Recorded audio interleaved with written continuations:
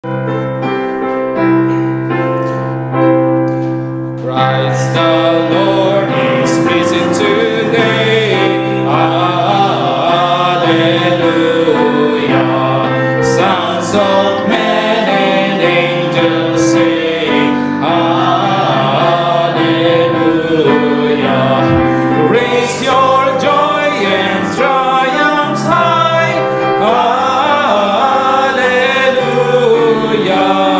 Sing ye hands in the trip light. Hallelujah.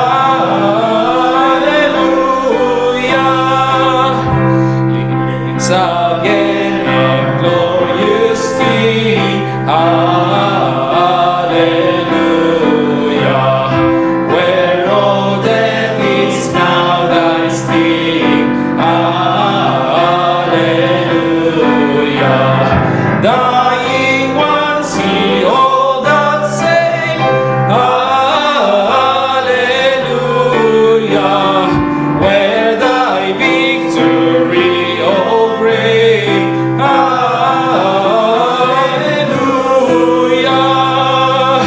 Love's redeeming work is done. Hallelujah. For the fight, the battle won. Hallelujah. Death is vain, for bids him rise. Hallelujah. Christ has opened paradise. Hallelujah. Sorry now when Christ has led. Hallelujah. Following our exalted head. Hallelujah. Made like him we rise. Hallelujah. As the cross, the grave, the skies. Hallelujah.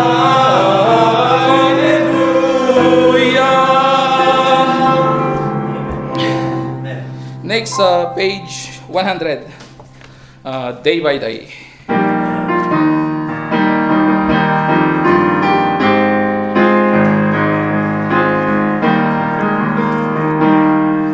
Day by day, in which is passing moment, strength I find to make the trials here. Trusting in my Father's wise bestowment, I no cause for worry or for fear. He whose heart is kind beyond all measure, gives unto each day what he thinks best. Lovingly is part of pain and pleasure, mingling joy with peace and rest. Every day my Lord himself is near me, with a special mercy for each hour. Now my care he faithful fear and cheer me, he whose name is Counselor and Power. The protection of his child and treasure is a charge that on himself he laid. As thy days, thy strength shall be in measure. This the pledge to me he made. Help me then in every tribulation, so to trust the promises, O Lord, that I lose not things with consolation. Offer me within thy holy word. Help me, Lord, when toil and trouble me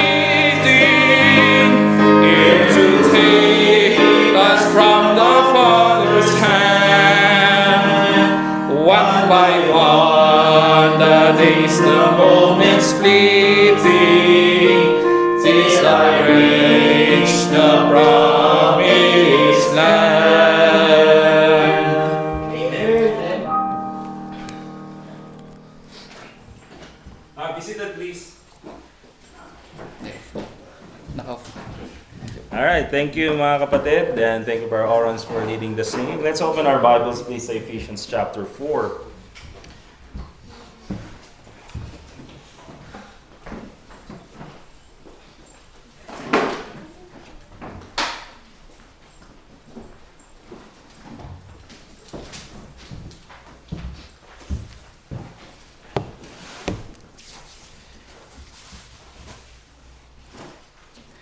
And we'll read po mga kapatid from verse 1 hanggang verse 16. Okay? And so in Ephesians chapter 4 verse 1, ang sabi ng Bible, I therefore, the prisoner of the Lord, beseech you that ye walk worthy of the vocation wherewith ye are called, with all lowliness and meekness, with long suffering, forbearing one another in love, endeavoring to keep the unity of the Spirit in the bond of peace. There is one body and one Spirit, even as ye are called in one hope of your calling. One Lord, one faith, one baptism, one God and Father of all, who is above all, and through all, and in you all. But unto every one of us is given grace according to the measure of the gift of Christ. Wherefore he saith, when he ascended up on high, he led captivity captive, and gave gifts unto men. Now that he ascended, what is it but that he also descended first into the lower parts of the earth? He that descended is the same also that ascended up far from above all heavens, that he might fill all things.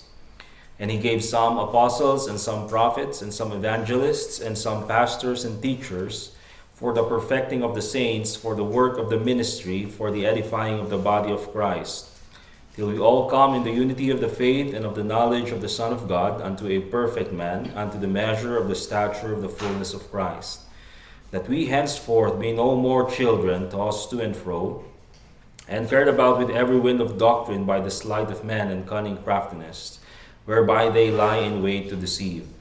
But speaking the truth in love, may grow up into him in all things, which is the head, even Christ, from whom the whole body fitly joined together and compacted by that which every joint supplieth according to the effectual working in the measure of every part, maketh increase of the body unto the edifying of itself in love. Alright, so ang message po natin ngayong Sunday School mga kapatid, as we continue doon sa ating lesson about, kasi nga June, so sineselebrate nila yung Pride Month. So i-celebrate natin kasama sila. Truth is love, okay? And so dito sa Ephesians chapter 4, makikita po natin dito, the Apostle Paul ay sinasabihin niya yung church ng Ephesus to be worthy of their calling. And what is their calling? Actually mga kapatid, ang sagot po dyan mga kapatid is basically to give glory to God. At yun po yung kanilang calling. Kasi nga if you read Ephesians chapter 3 verse 21, bago po yung chapter 4, unto him be glory in the church by Christ Jesus throughout all ages, world without end. Amen. So isa po sa mga gawain ng church or trabaho talaga ng church or purpose ng church is to give glory to God. Remember, the church is about the Lord Jesus Christ. Hindi po about sa atin, hindi po about sa preacher, or hindi po about sa mga, even sa mga members ng church. The church is always about the Lord Jesus Christ. Okay? That's why we have a value. That's why ang church is valuable. It's not because of the members. It's not because of the facilities. It's because of the one who gave himself for the church. That's the Lord Jesus Christ. Okay? And so, isa sa mga binanggit dito mga kapatid is in verse 15. If we are going to be a church that will give glory to God, that we should be able to speak the truth, or we should give emphasis or importance, or dapat bigyan natin ng kahalagahan na dapat binabanggit natin or sinasabi natin or ipinapalaganap natin yung katotohanan. Because a church that does not preach the truth cannot give glory to God. Kaya nga sabi dyan sa verse 15, but speaking the truth in love may grow up into him, the Lord Jesus Christ, and sabi niya, in all things, which is the head, even Christ. And so, we live, mga kapatid, in a generation or in a society sa kapanahunan natin na ang mga tao, they would rather hear lies than the truth. I mean, you can see that sa social media. You can see that, I mean, kung paano, mga kapatid, how they support their political candidate, their political idols. Alam nila na kahit kasinungalingan, they would rather listen to it as long as it benefits their own political ideas. Okay? Ganyan po ang mga tao ngayon.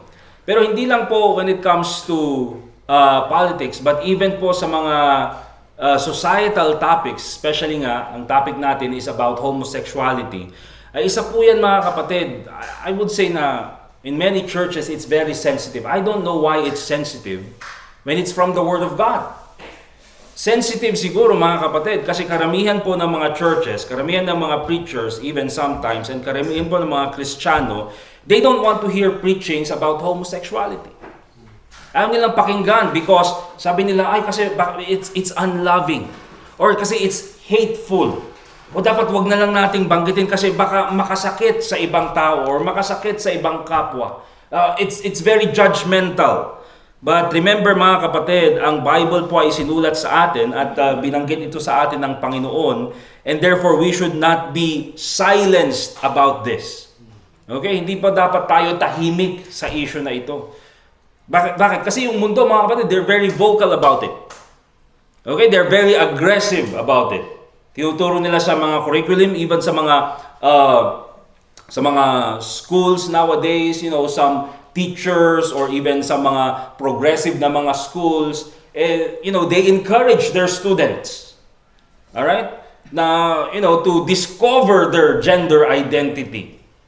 Okay? So may mga ganun ang kaisipan mga kapatid. And so they're very vocal about it. And we know that it's not the truth. And therefore tayo, na alam natin yung katotohanan, we should be more vocal about it. Dapat mas binabanggit natin because it doesn't make sense mga kapatid na ang church tahimik sa ganitong issue. Alright? Now, yun po sabi ni Apostle Paul in Ephesians chapter 4 verse 15. I mean, hindi po kasi natin pwedeng paghiwalayin yung truth and love.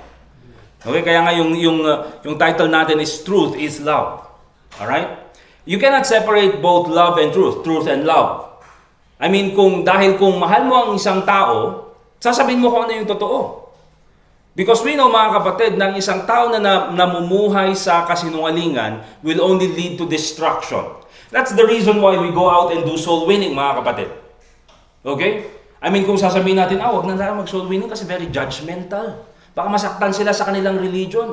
Baka masaktan sila doon sa kanilang paniniwala. Hayaan na lang natin sila. Well, that's the thing. Pag hinayaan natin sila, mga kapatid, impyernong pupuntahan nila. And so, kailangan natin ng mga Kristiyano na meron talagang pag-ibig sa kanilang kapwa-tao at handa silang sabihin yung katotohanan kahit pa yun ay ikakasama nila. Alright? As long as sinabi natin yung katotohanan. Alright? And so let's recognize first of all kung ano bang sinasabi ng salita ng Diyos sa issue na ito. And of course, we already know this. Pero babanggitin ulit natin because remember, we are not to be silenced about this. And of course, ang pinakabatayan talaga natin, bakit natin sinasabi nito, bakit we preach against this, is because God hates it. Ayaw ng Panginoon. And so, ano bang sabi ng Bible? Ano bang sinasabi ng Diyos patungkol sa issue na ito? Let's go to Leviticus chapter 18 verse 22. And very clear po ang sabi ng Panginoon sa issue na ito. In Leviticus chapter 18, nang sabi niya ganyan, "Thou shalt not lie with mankind as with womankind." And then he calls on to say, it is abomination. Alright? Kaya nga po mga kapatid, yung homosexual relationship, sabi ng Panginoon, sa kanyang paningin, it is abomination. Kasuklam-suklam. Hindi po niya yan tinawag na, meron silang alternative lifestyle. Hindi po mga kapatid, hindi po tayo katulad ng mga ibang Kristiyano na tawagin natin, ayan kasi yung kanilang alternative lifestyle. Oftentimes, ganyan pong ginagawa ng mga Kristiyano, di ba? Pag alam na alam ng kasalanan, alright, imbes na sabihin na kasuklam-suklam, imbes na sabihin na ayaw ng Panginoon or terrible sa harapan ng Diyos, tatawagin nila ng medyo mas magaan na salita. Alright, para naman hindi masyadong masakit. Kaya tawagin nating alternative lifestyle. Well, the Bible says it's not an alternative lifestyle, it is abomination. Alright? Hindi pwedeng tanggapin ng Diyos. Alright? Hindi kaaya-aya sa harapan ng Diyos. And so if you continue doon sa Leviticus chapter 18, you will see there na ang equal or ang punishment sa kasalanan na yan is capital punishment. Kaya alam natin na terrible mga kapatid because the consequence or the punishment for the sin is yun yung pinakamataas na punishment. It is equal to murder. Di ba? And so, ganyan po mga kapatid yung sinabi ng salita ng Diyos. At hindi lang po yan sa Old Testament. Kasi yan yung sasabihin ng mga ibang Kristiyano, for example. Di ba? Huwag tayo mag-preach yan kasi sa Old Testament lang yan. Well, let's take a look at what the Bible says doon sa Romans chapter 1. Doon sa New Testament.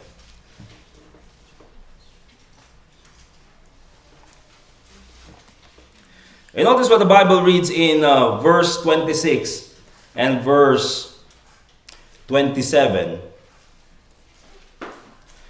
Anong sabi ng Bible? Romans chapter 1 verse 26 and 27. For this cause, God gave them up into vile affections, for even their women did change the natural use into that which is against nature, and likewise also the men, leaving the natural use of the woman, burn in their lust one toward another, men with men, working that which is unseemly, and receiving in themselves that recompense of their error which was meet. So, next Sunday mga kapatid, ang may title po natin is yung last phrase na binasa natin.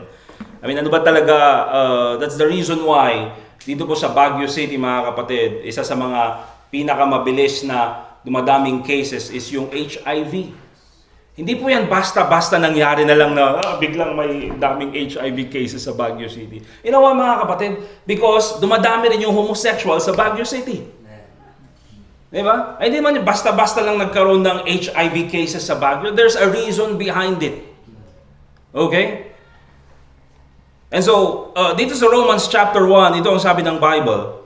Di ba? Anong sabi ng Bible? This cause, God gave them up into vile affections.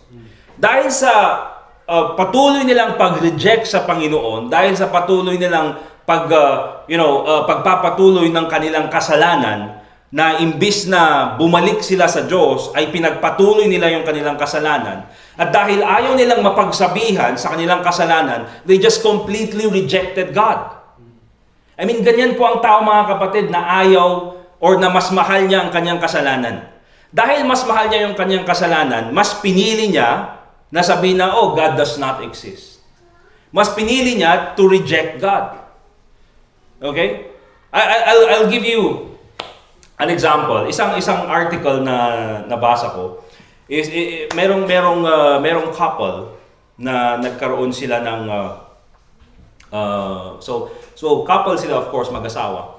And then biniyayaan sila na magkaroon ng anak. Alright? So pinagbubuntis ng babae yung kanilang anak. But then later on, doon sa mga prenatal check-ups nila, nalaman nila na yung bata ay may Down syndrome. Okay, so kaya nang gawin yan sa panahon natin. And because nalaman nila na yung bata ay may Down syndrome, ang naging process tuloy nila is, ayaw nilang mag-alaga ng, of course, bata na may Down syndrome, so they aborted the child. That's murder, mga kapatid. And nangyari ito sa Amerika. Alright, sa kanila, of course, hinahayaan nila yan. But then later on, maraming mga tao, especially Christians, hindi mga Christians, mga tao who are against abortion, talagang kinondemn naman nila yung nangyari, especially yung mga Christians. And so anong sabi ng lalaki, anong sabi ng mag-asawa? We did that because we do not believe in God. And that's the reason why, mga kapatid, people na ganito yung kanilang kaisipan, they would rather reject God. You know why? Because without God, there is no accountability. Okay? You know why, mga kapatid, kahit papano tayo mga Kristiyano, mahulog man tayo sa kasalanan or tayo man ay gumawa ng kasalanan, meron pa rin tayong takot sa Diyos. You know why? Because we are accountable to God. Pero itong mga ganitong klaseng mga tao, mga kapatid, they would rather reject God, embrace their sin, at sabi nila, oh, hindi totoo ang Diyos. Of course, you will believe that God is not true. Of course, you will believe that God does not exist. Why? Because if God exists, which God does, you will be accountable to God. At ayaw nilang tanggapin yun. Okay? At ganyan po, mga kapatid, ang nangyari dito sa Romans chapter 1. And so itong mga tao na ito, mas mahal nila yung kanilang kasalanan, mas mahal nila yung kanilang, abominable lifestyle, and because of that, they would rather reject God than to give up their sin. At yun po yung nangyari, mga kapatid.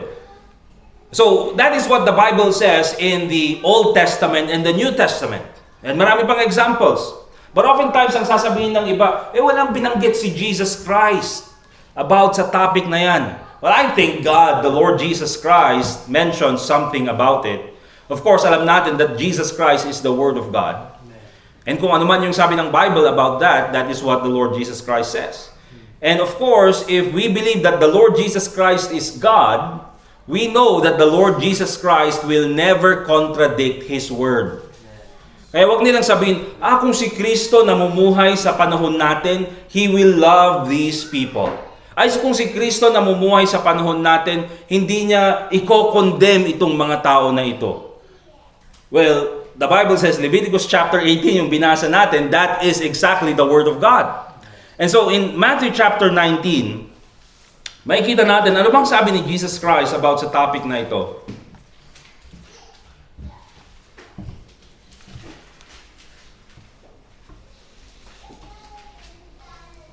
Now, in Matthew chapter 19, ito ang tinanong ng mga Pharisees about the Lord Jesus Christ concerning marriage. In verse 3, the Pharisees also came unto him, tempting him, and saying unto him, Is it lawful for a man to put away his wife for every cause? And notice anong sabi ng ating Panginoon Yesu Cristo. For he answered, and he answered and said unto them, Have ye not read that He which made them at the beginning made them male and female? Okay, so kung anong idea ni Jesus Christ about homosexuality? Well, the Bible says God made everything, and in the beginning He made male and female. That settles it. Wala nang iba, male and female. So kung titingnan natin, ano yung turo ni Jesus Christ about homosexuality? Is that homosexuality is sin. Bakit? Because God made only male and female. Hindi kanya ginawa in a woman's body. Nung ikaw ay pinanganak, meron ng gender na naka-assign sa'yo. You are either male or female. That's it. Okay? Yan po yung sinasabi ng salita ng Diyos. And so tayo bilang mga Kristiyano, dapat hindi tayo matakot. Bakit? Because our authority is the Word of God. Okay, hindi dapat natin ikahiya, hindi tayo matakot, mga kapatid, that if they will persecute us. Bakit? Because if they persecute us, if they go against us, they are going against the Word of God. They are not going against the church, they are not going against the preacher, they are going against the Word of God. Okay? And so, kailangan din natin makita, mga kapatid, na hindi lang natin alam yung sinasabi ng salita ng Diyos, but also we need to understand that silence is not love. Minsan kasi sabihin natin, tahimik na lang tayo para hindi na lang masaktan yung kanilang... Huwag na natin banggitin para hindi sila masaktan. But remember, mga kapatid, silence is not love. Alright? At yan po kasi yung mga... isip minsan ng isang Kristiyano. But what does the Bible say? Let's go to Proverbs chapter 27 verse 6. Because remember, mga kapatid, tulad na sabi ko, truth is love. The most loving thing you can do to another person is to tell them the truth. Okay? In Proverbs chapter 27 verse 6, the Bible reads, Faithful are the wounds of a friend, but the kisses of an enemy are deceitful. Alright? So of course, ang topic dito mga kapatid is about friendship. Saan mo ba makikita yung tunay na kaibigan? Well, ang tunay na kaibigan mga kapatid, sabi niya, faithful are the wounds of a friend. Ang tunay na kaibigan, kapag alam niya na masama yung ginagawa mo, or alam niya na ikakapahamak mo yung ginagawa mo, that person, because he's a friend, he will tell you the truth. Okay? Bakit? Because ayaw kanyang mapahamak. And dyan lumalabas yung faithfulness. I am faithful to you. I am loyal to you. Nasasabihin ko yung katotohanan na I don't care if you will hate me as long as you will be in the right path. Okay lang na magalit ka sa akin. Okay lang na hindi mo maintindihan. Later on, maiintindihan mo rin. Okay? Kasi ayaw kong mapahamak ka. Yun yung tunay na kaibigan.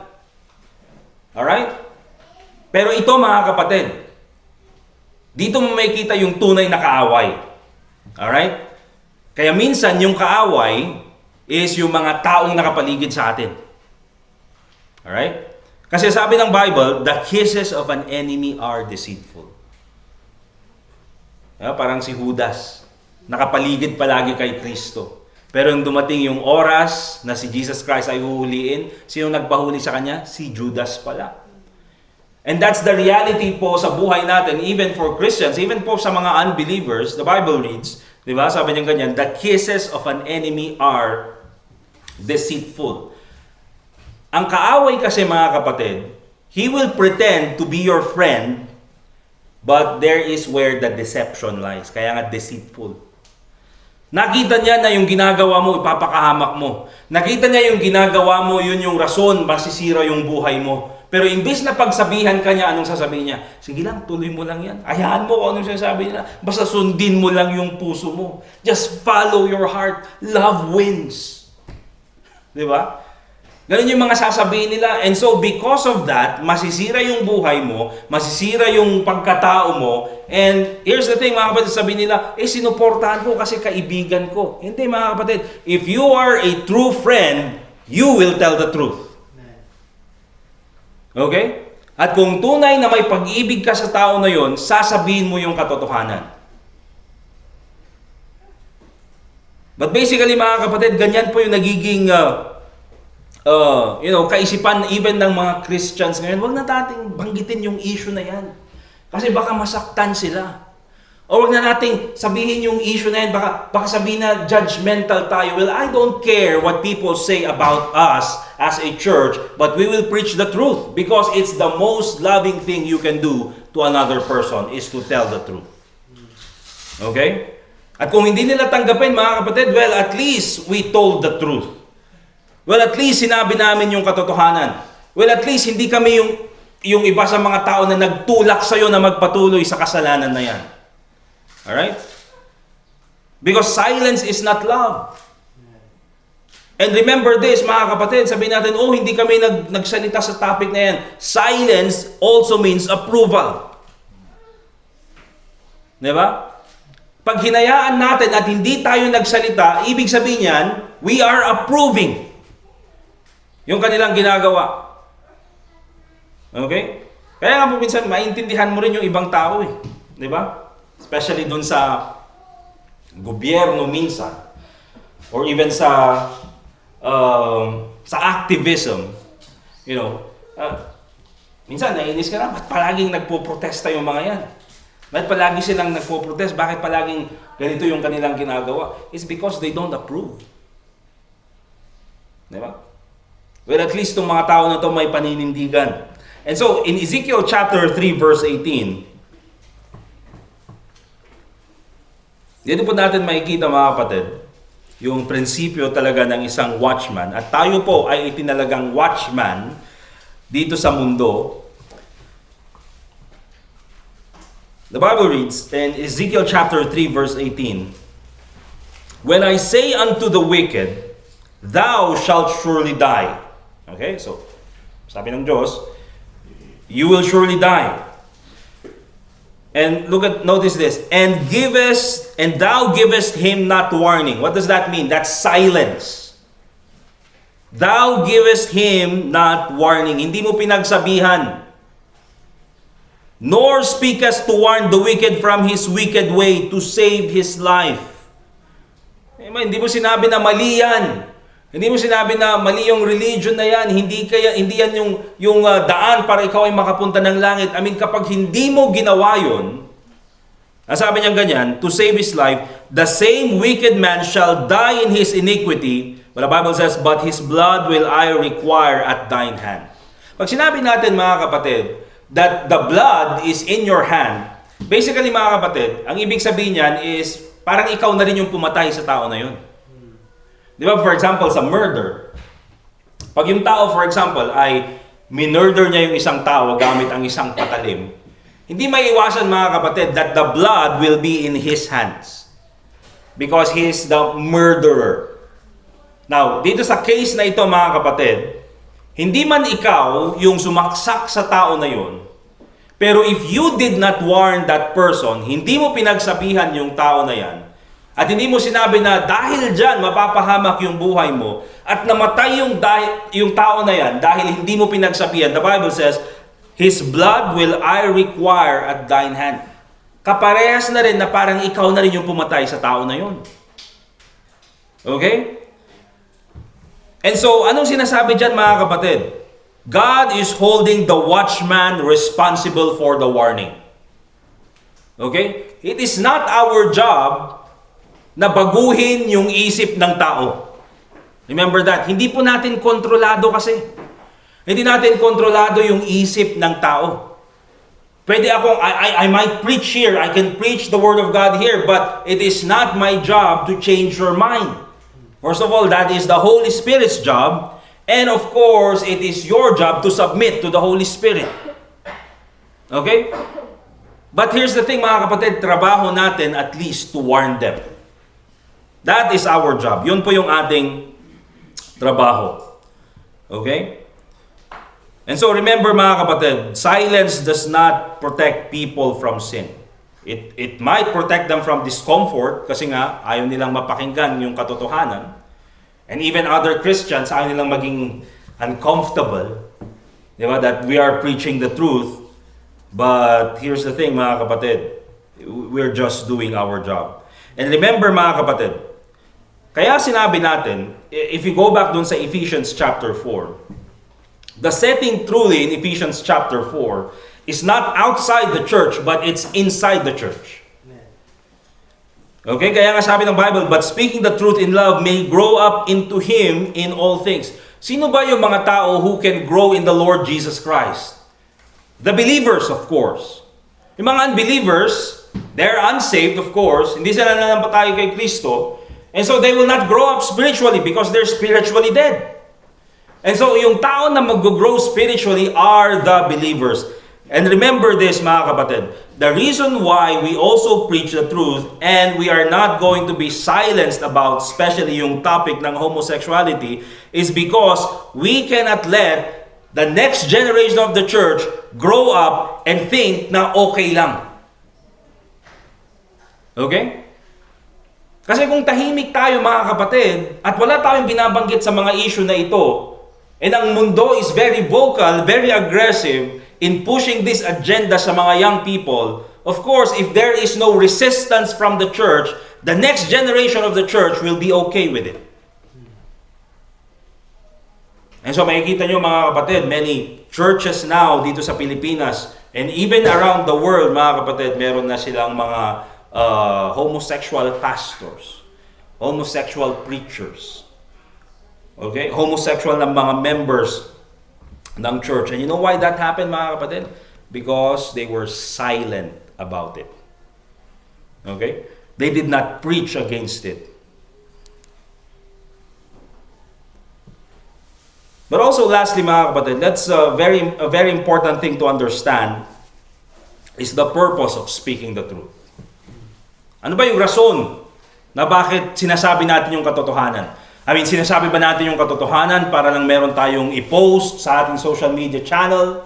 Or sinasabi ba natin yung katotohanan para lang masabi ng tao na at least sinabi natin yung katotohanan? No, there's a reason behind it. Okay?